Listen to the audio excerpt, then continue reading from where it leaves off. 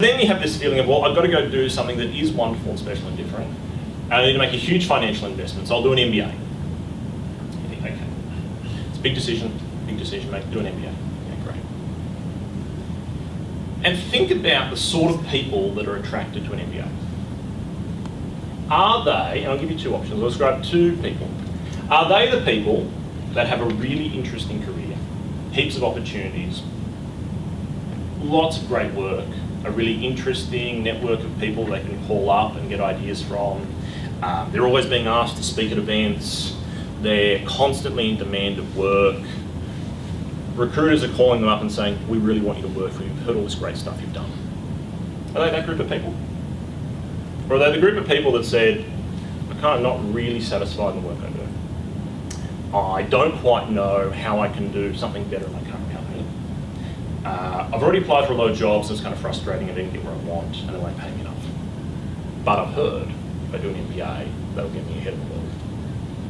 So think about that. Is it more likely to be the first group, the really excited, engaged professional?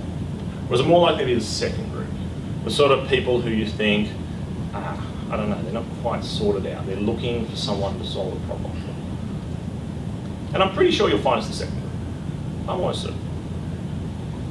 Because why would the first group go and invest somewhere between $70,000 and $100,000 to take a 2-year program out of their workplace with no sense of completion at the end? They don't find you a job, you're going to go back in the market. That's what it comes down to. And keep in mind, in this process, there's two things that I think really limit the MBA program, at least in Australia and almost always in general. The first is there's no accountability. So you go to that program with some sort of dream about what it's going to be, what they're going to do, what all the stuff they're going to teach you, how amazing it's going to be, all the great people you're going to meet. And the second thing is there's no specification. You don't know what you want to do, because if you did, you would have done it. Like, there's a basic principle behind that. But if you could work out what you needed to do to get really interesting work, you wouldn't be paying $100,000 and taking 2 years off work. It's madness. When I put it in those terms, $100,000 take 2 years out of your career, it's really hard to see the justification.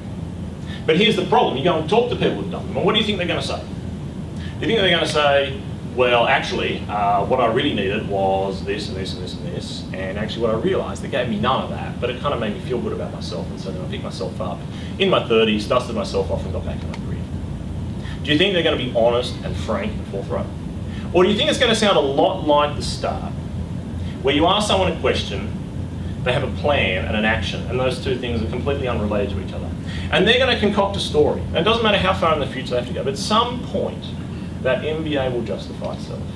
And they'll work all the way back from that point. And they'll come back and say, geez, that was a great decision. I'm so happy I did an MBA. It was a really big financial investment. Geez, it was tough taking time out of work. I was really uncertain. The lecturers were supportive. I found it such a great learning environment. Gave me all these opportunities. Okay. Show me the plan. Show me the plan of what you thought that would achieve, and then show me how close that got at the end of 2 years. It's frightening. Now, you're not going to get an honest answer from a university that says you should not do an MBA. In fact, you should go and work it all out yourself. I mean, that's madness. That's their business. Their business is to bring you in. In fact, they'd like to bring more of the first group in. That's what they can't get. They can't get the first group.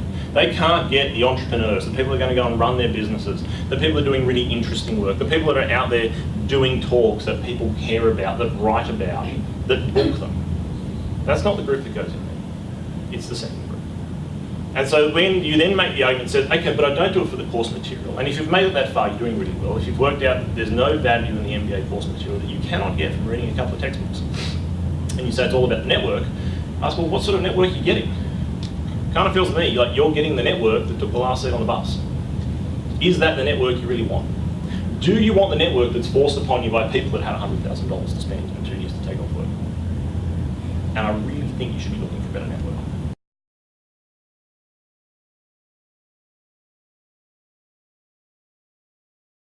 Regarding your MBA course argument saying that it's probably not worthwhile, are you also suggesting that any postgrad courses like that would just not be worthwhile just because other people are doing it as well?